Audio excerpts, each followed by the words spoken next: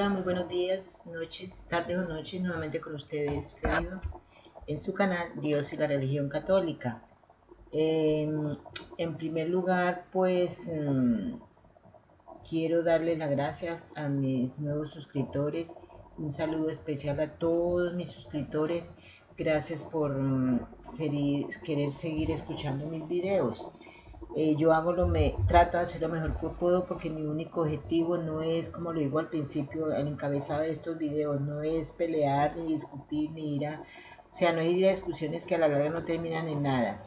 Mi objetivo es simplemente tratar de concientizar a la gente acerca de lo que es su doctrina católica, que se decidan, que no permanezcan tibios, evangelizar en una sola palabra, ¿cierto? Y lo hago simplemente por ganar puntos. Yo no gano dinero por mis videos. Quiero que quede claro, quién sabe cuándo era que podría yo ganar dinero por mis videos. Pero si gano muchos puntos. Los puntos que yo quiero ganar están arriba, en el cielo. Tal vez no sean muy videos muy de agrado para muchas personas, pues no soy muy experta en hacer videos tampoco, pero trato de que sean lo más claramente posible, ¿cierto? Siempre con base en lo que es la palabra de Dios. No saliéndome de la palabra de Dios, porque si no caería en lo que todo mundo, muchos católicos han caído en este momento, ¿cierto? En querer pensar de que como el mundo ha avanzado, el mundo ahora se tiene que ver diferente, incluso queremos ver a Dios de forma diferente, ¿verdad? A como deberíamos verlo siempre. Muy bien, entonces, ahorita voy a continuar simplemente con la segunda parte de lo que es la terminología de la nueva era. Voy a necesitar un tercer video para terminar la terminología de la nueva era.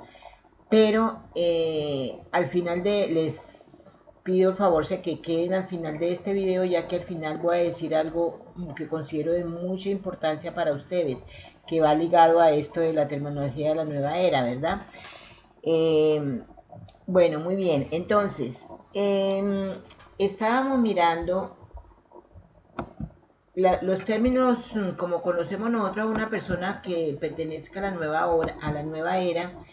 Vamos al siguiente, que es, por ejemplo, la conciencia planetaria. Esta cosmovisión se desarrolló en los años 1980 para promover el sentimiento de lealtad a la comunidad humana en lugar de a las naciones, tribus u otros grupos tradicionales. Puede considerarse heredera de movimientos de comienzos del siglo XX que promovían un gobierno mundial. Ese gobierno mundial que ya en este momento, esto es un comentario mío, en ese momento el gobierno mundial ya está promovido por todo el mundo, por todos los que se creen dueños del mundo, incluyendo al que en este momento es cabeza de nuestra Iglesia Católica, que no debería estar promoviendo eso, pero lo ha hecho. O sea, porque esta persona lo hemos escuchado hablar de todo menos de la salvación de las almas, ¿verdad? Entonces, la conciencia de la unidad de la humanidad encaja perfectamente con la hipótesis Gaia. Otra terminología, cristales. Otro término, ¿no? Cristales. Se considera que vibran con frecuencias particulares. De aquí que sean útiles para la autotransformación. Se utilizan en varias terapias, así como en la meditación, visualización, el viaje astral o como amuletos de la suerte. Eso del viaje astral, yo creo que todos ustedes los que practican yoga y todas esas ramas de la meditación conocen esos términos, ¿verdad? O como amuletos de la suerte. Es triste, pero yo me pongo a ver como muchos católicos van y compran, felices comprando cristales, ¿cierto? Que porque son de la buena suerte. Pues sepan y entiendan, católicos, que estos cristales, vistos desde el exterior, no tienen poder intrínseco, sino simplemente que son bonitos, ¿verdad? O sea, como decorativos, pues vaya y venga, ¿verdad? Pero si ya tú eres uno de los que ya pasó de decorativo a creer que te va a traer suerte, entre comillas, pues ya olvídate de eso, ¿sí? O decídete, tibio o caliente. Tibio o frío, no, perdón, frío o caliente, no tibio. Muy bien. Otro término es la era de Acuario. Cada era astrológica de unos 2146 años recibe el nombre de uno de los signos del zodíaco, pero los días grandes siguen un orden inverso, de modo que la actual era de Piscis está a punto de acabar y se instaurará la era de Acuario. Cada era tiene sus propias energías cósmicas. La energía de Piscis ha hecho de ella una era de guerras y conflictos. Pero Acuario está destinada a ser una era de armonía, justicia, paz, unidad, etc. En este sentido, la nueva era acepta el carácter inevitable de la historia. Algunos ven en la era de Aries la época de la religión judía, en Piscis la del cristianismo y en Acuario la era de una religión universal. O sea que esa ahorita pues será la de Bergoglio, ¿verdad? Una religión universal. Muy bien. Esoterismo, del griego esoteros, lo que hay en el interior, o sea, esoterismo, lo que hay en el interior. Designa generalmente un conjunto de conocimientos antiguos y ocultos, accesibles solo a grupos de iniciados que se describen a sí mismos como guardianes de las verdades ocultas a la mayoría de la humanidad. El proceso de iniciación conduce desde un conocimiento de la realidad meramente externo, superficial, hasta la verdad interior, y mediante este proceso despierta la conciencia a un nivel más profundo. Las personas son invitadas a emprender este viaje interior para descubrir la chispa divina que hay dentro de ellas. En este contexto, la salvación coincide con el descubrimiento del yo. Recuerden los que practican el yoga, el yo. O sea, todas estas personas son los que mejor dicho, tal vez quieran llegarse a ser superiores a Dios, ¿verdad? Espiritismo. Si bien siempre ha habido intentos de establecer contactos con los espíritus de los muertos, se considera que el espiritismo del siglo XIX es una de las corrientes que desembocan en la nueva era. Se desarrolló en el ambiente de las ideas de Swedenborg y Mesmer y llegó a convertirse en una nueva religión. Madame Blavatsky era un medium, por lo que el espiritismo ejerció gran influjo en la sociedad teosófica, aunque en este caso el acento recaía en el contacto con entidades del pasado remoto más que con personas que habían muerto recientemente. Alan Kardec influyó en la difusión del espiritismo en las religiones afrobrasileñas. En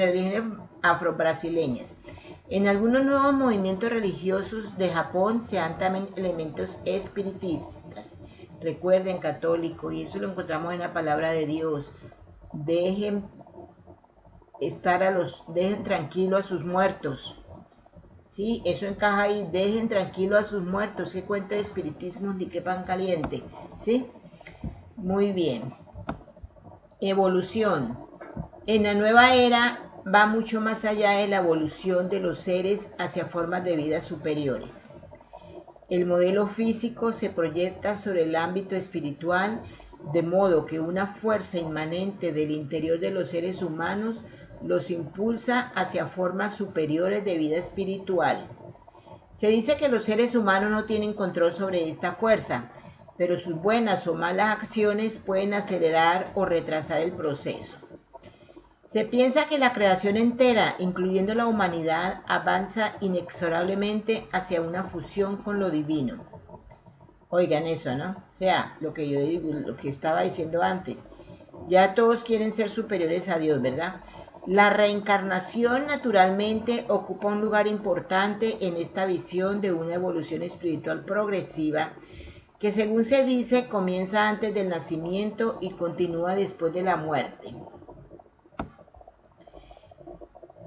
Bueno, tal vez como muchas personas hay, ya he escuchado a personas supuestamente cristianas que no matan las cucarachas, que porque de pronto están matando a su bisabuela o a su prima o a lo que sea, así que ya murieron.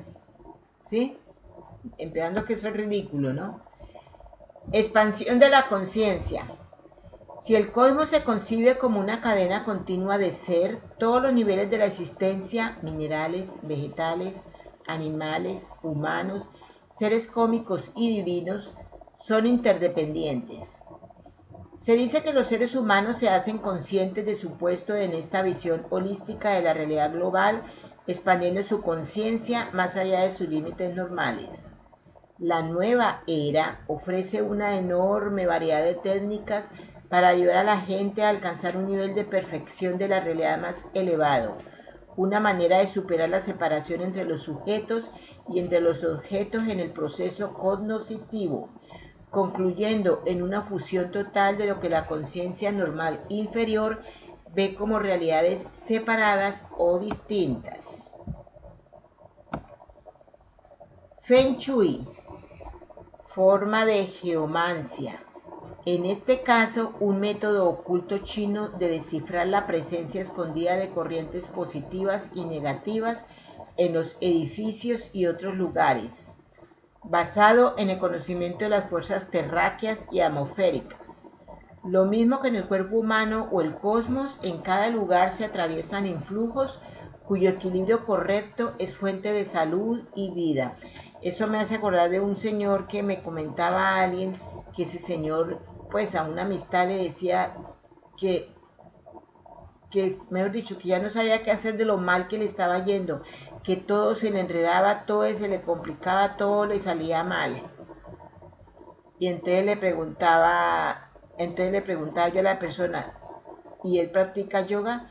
Dijo, sí, él anda con su cama ahí debajo del brazo para arriba y para abajo, porque no se pierde una sola sección de yoga.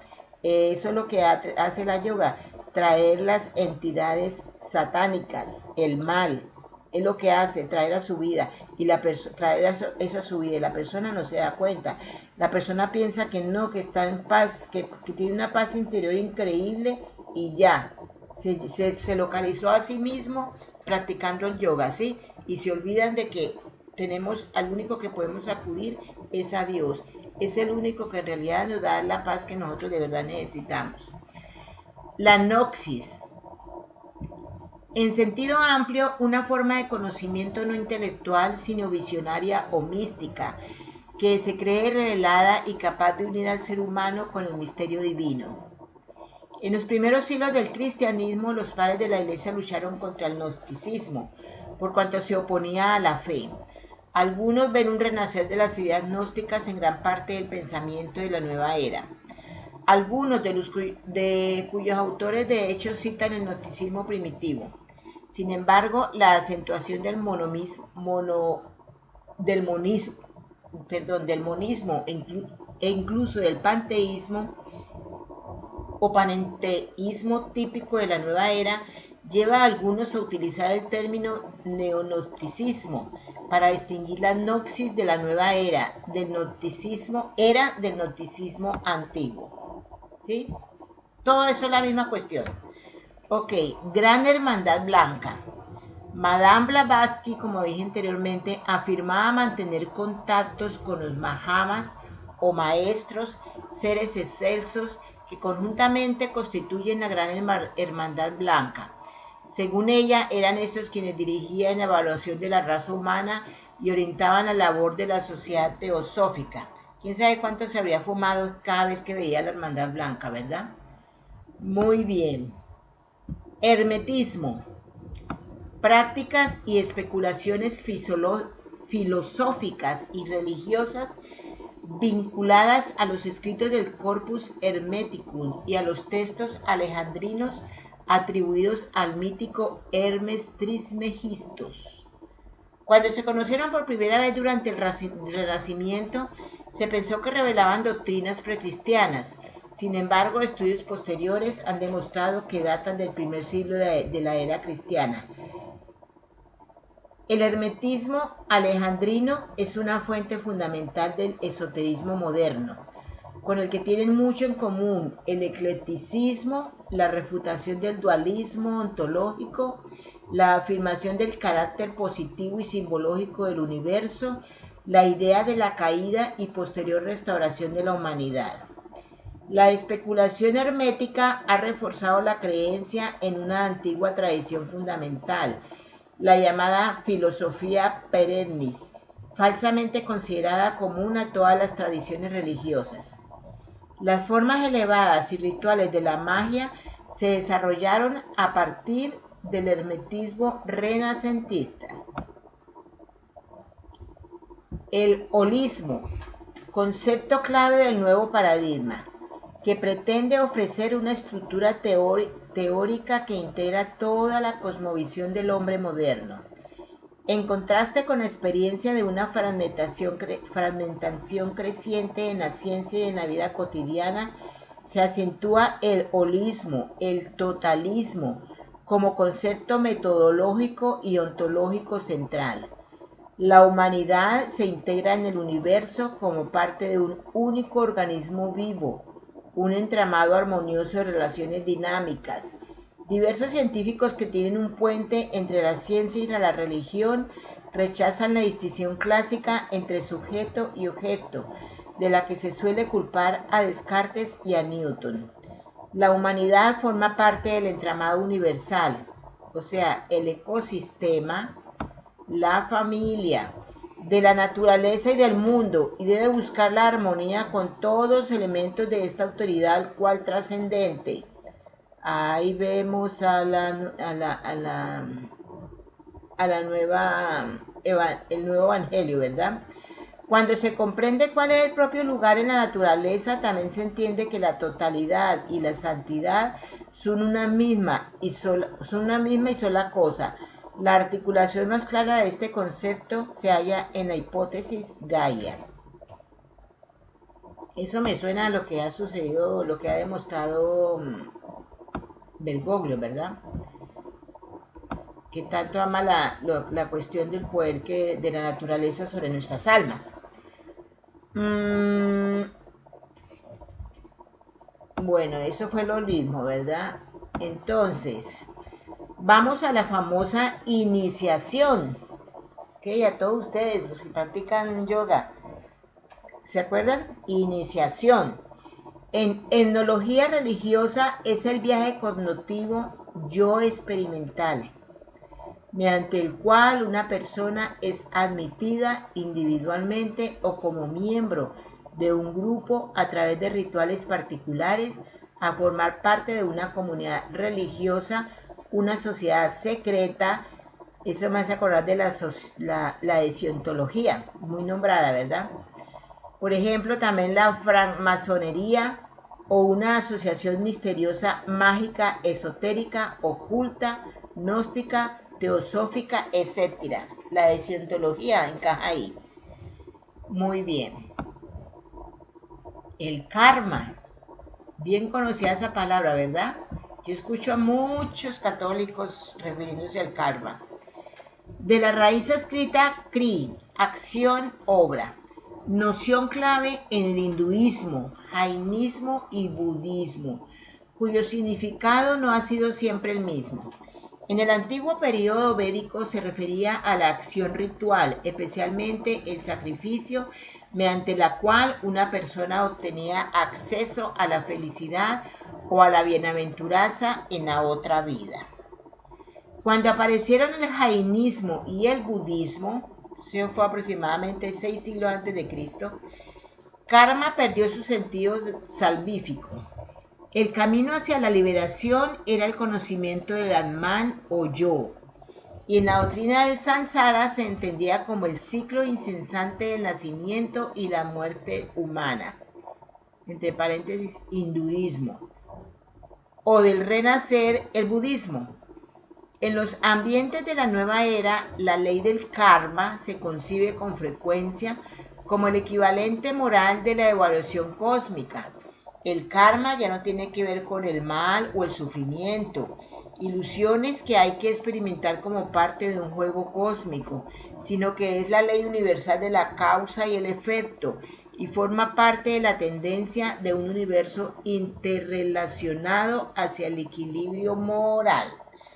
Normalmente esta palabra karma la utilizan las personas cuando algo les algún acontecimiento les sucede una y otra vez, acontecimientos negativos, por supuesto, dicen, no, es que parece, ese es mi karma, ¿sí? Tener, por ejemplo, que sostener a mis padres, ese es mi karma, ¿sí? Lo que muchos hijos desagradecidos dirían, ¿verdad? O tantas cosas negativas que le pasan a las personas, dicen, no, es que mi karma es tal cosa, ¿verdad? Pues ya o sea, es una sugerencia que hago a los que de verdad que dicen ser cristianos de verdad, los verdaderos cristianos, o sea, los católicos, que ya dejen de utilizar ese término, ¿verdad? Muy bien, mística. ¿Por qué dejen de utilizar ese término? Porque ustedes lo usan, ya se están identificando como de la nueva era, ¿sí? Ustedes no pueden decir que son católicos. Otro término, mística. La mística de la nueva era consistente en volverse hacia el interior del propio yo, más que en una comunión con Dios, que es el totalmente otro. Es una fusión con el universo, la aniquilación definitiva del individuo en la unidad del todo. La experiencia del yo se toma como experiencia de la divinidad, por lo que se debe mirar hacia adentro para descubrir la auténtica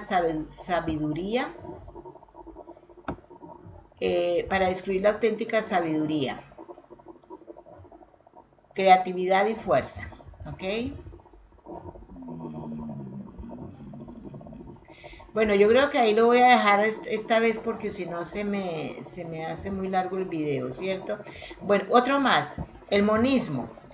Doctrina metafísica, según la cual la diferencia entre las cosas son ilusorias. Solo hay un ser universal único, del cual cada cosa y cada persona son solo una parte. En la medida en que el monismo en la nueva era incluye la idea de que la realidad es fundamentalmente espiritual, es una forma contemporánea del panteísmo, o sea que rechaza a veces explícitamente el materialismo, en especial el marxismo. Su pretensión de resolver todo dualismo no deja lugar a un Dios trascendente, de manera que todo es Dios, o sea, no tenemos un ser superior. Esa es la nueva era, no hay un ser superior. Para el cristianismo se plantea un problema ulterior cuando se suscita la cuestión del origen del mal, cuando se sustenta lo referente al origen del mal, ¿verdad? Jung vio el mal como el lado sombrío de Dios, que en el teísmo clásico es todo bondad. O sea, es como si fuera el culpable de lo malo fuera Dios. Miren qué error tan grande, ¿verdad? Muy bien. Vamos a ver el movimiento del potencial humano. Desde sus comienzos, Esalen en California en los años de 1960 se ha convertido en una red de grupos que promueven la liberación de la capacidad humana innata de creatividad mediante la realización del yo. Cada vez son más las empresas que utilizan diversas técnicas de transformación personal en programas de formación de dirigentes, en definitiva por puras razones económicas. Si bien las tecnologías transpersonales, el movimiento por una conciencia espiritual interior, el desarrollo organizativo y la transformación organizativa se presentan como no religiosos. En realidad los empleados de las empresas pueden encontrarse sometidos a una espiritualidad extraña en una situación que plantea conflictos con su libertad personal. Hay vínculos evidentes entre la espiritualidad oriental y la psicoterapia, mientras que la psicología junguiana y el movimiento del potencial humano han ejercido su influjo sobre el chamanismo y formas reconstruidas del paganismo como el druidismo y la Wicca. En sentido amplio, el crecimiento personal puede entenderse como la forma que adopta la salvación religiosa en el movimiento de la nueva era. Se afirma que la liberación del sufrimiento y la debilidad humana se alcanzará desarrollando nuestro potencial humano, lo cual da como resultado el que nos encontremos cada vez más en contacto con nuestra divinidad interior. Vuelve a mi yo interior, vuelve a la superioridad, que no hay un Dios, que podemos ser como Dios, ¿verdad? Muy bien. Entonces, hasta ahí lo voy a dejar. Tengo que hacer un tercer video, tal vez para ya culminar con la terminología, pues como le digo, es bastante larga. Entonces, simplemente con todo esto de la terminología, cuidémonos, observemos cuando estamos tratando de decir una palabra que hemos escuchado en otra persona, que ya sabemos que es de la nueva era. Si es que no tienes conciencia de lo que significa eso, investigalo. Ahorita no se puede decir que es ignorante acerca de las cosas.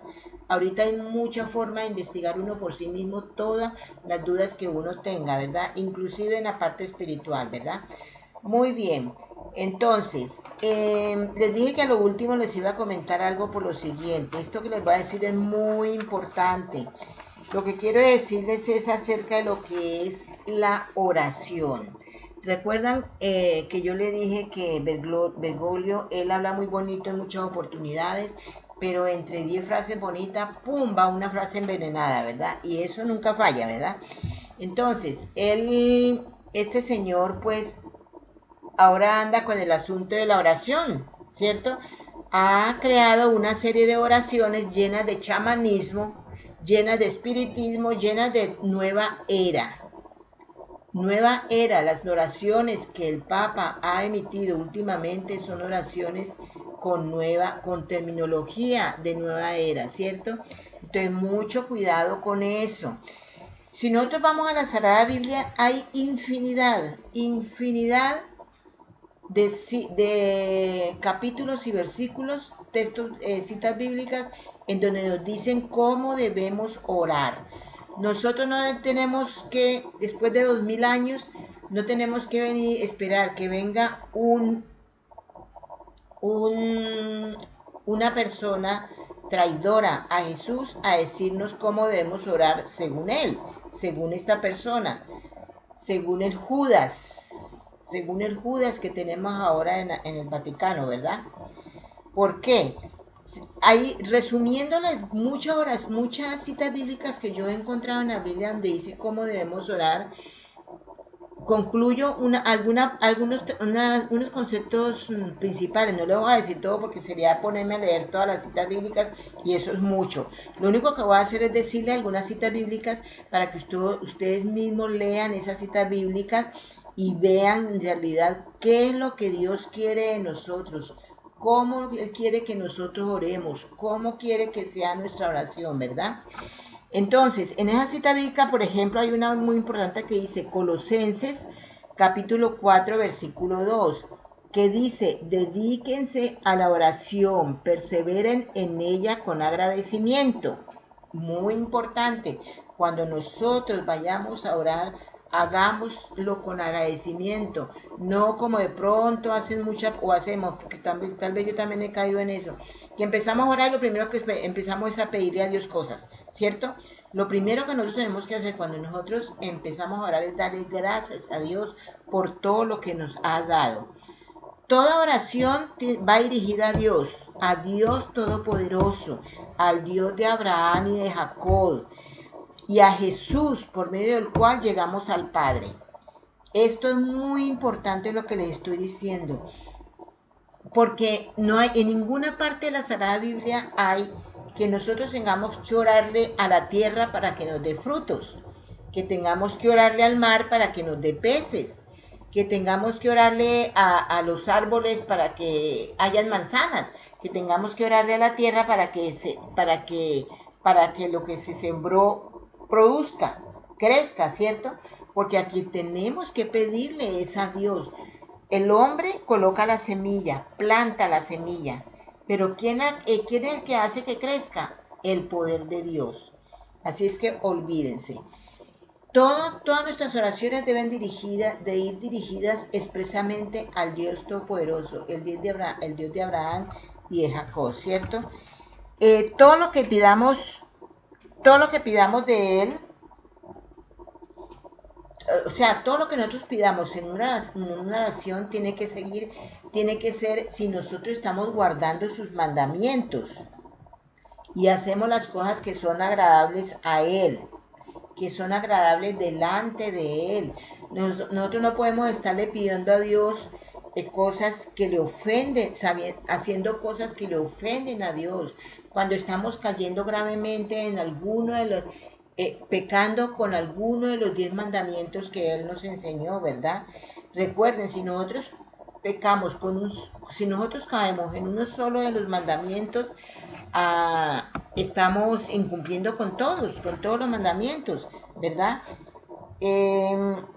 Lo único que yo les digo es que Dios no pone nada que sea imposible para el hombre, ¿verdad? Es cuestión de estar unidos a Dios, orarle a Él, siempre permanentemente a Él. Si ustedes analizarán, y eso todo el mundo lo sabe, ustedes ven películas o en la vida real, cuando un criminal, un asesino va a matar a alguien, muchas veces se hace la señal de la cruz. Cuando van a robar, dicen, Virgencita, ayúdame a que pueda robar bien, ¿cierto? O cosas por el estilo, ¿verdad? Y a todas estas, cuando nosotros oramos es pidiéndoles a Dios. Si nosotros le pedimos a la Santísima Virgen, estamos pidiendo es la intercesión de la Santísima Virgen. ¿Para qué? Para que con la intercesión de la Santísima Virgen, el Padre, su Hijo, nos conceda lo que nosotros pedimos. La que concede las cosas no es la Santísima Virgen. Ella intercede para que su Hijo la otorgue, no la otorgue. Así es que no caigamos en eso. Muchos católicos, sobre todo, me perdonan, los de Nuestra Señora de Guadalupe, los que son devotos de Nuestra Señora de Guadalupe. Hay un programa horrible ahí en Univisión, empezando que el canal es horrible, que se llama La Rosa de Guadalupe. En ese programa ahí todos son milagros que hace la Santísima Virgen. Ustedes nunca van a escuchar que una de las personas que pidió, que oró a la Virgen, dice, intercede, Virgencita, para que mi padre o para que tu hijo me conceda tal cosa. Nunca lo hace. Todo va dirigido expresamente como si el que hiciera el milagro fuera la Santísima Virgen. Error, ojo con eso, ¿no? Entonces, recuerden que nosotros tenemos en Mateo 6, capítulo 6, versículo 9, lo que es la oración por excelencia, que fue la que otorgó nuestro Señor Jesús cuando estuvo en la tierra. A esa oración no se le puede cambiar de una coma, porque quien nos la dio fue nuestro Salvador.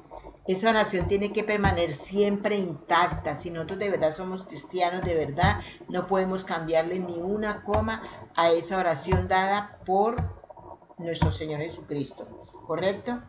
Y menos empezar a hacer oraciones. Si ustedes van a la Sagrada Biblia, aparte que hay muchos capítulos que nos dice cómo orar, voy a decirles, aprovechar de una vez antes de que me pase a lo siguiente que les voy a decir.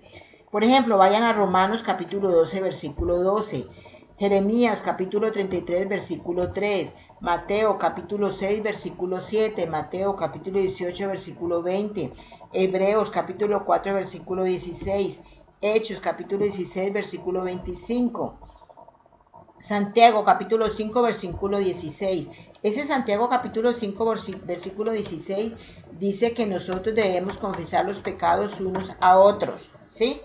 Imagínense, si los que se dicen ser católicos reniegan porque van ante un sacerdote que al menos que sabe que lo que se le confiesa son plenamente seguros, que no hay problema de que ese sacerdote los vaya a divulgar, menos van a confesarse con otras personas, ¿verdad? Y la palabra de Dios lo dice, ¿cierto? Ahora, también en Santiago capítulo 16 encontramos pedir con fe, se me estaba olvidando, es una cosa muy importante. Después de que nosotros estamos haciendo hasta lo imposible por guardar los mandamientos de Dios y actuar como Dios manda, debemos pedir con fe. Cuando nosotros pedimos con fe, ténganlo por seguro que las cosas, Dios otorga lo que nosotros le pedimos. Una de Juan capítulo 5, versículo 15. Juan capítulo 15, versículo 16. Una de Pedro capítulo 4, versículo 7. Juan capítulo 14, versículo 13.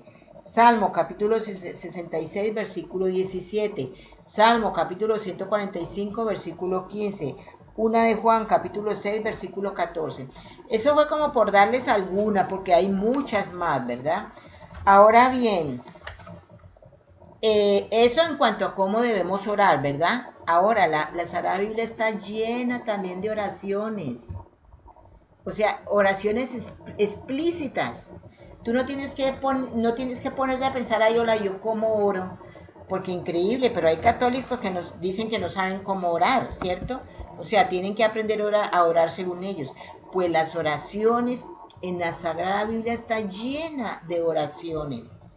O sea, es que es hermoso, mire, en cada parte donde nosotros entramos a la palabra de Dios, encontramos oraciones. Es simplemente cuestión de entrarnos en lo que es la palabra de Dios y nos vamos a dar cuenta que oraciones tan lindas que encontramos en la palabra de Dios.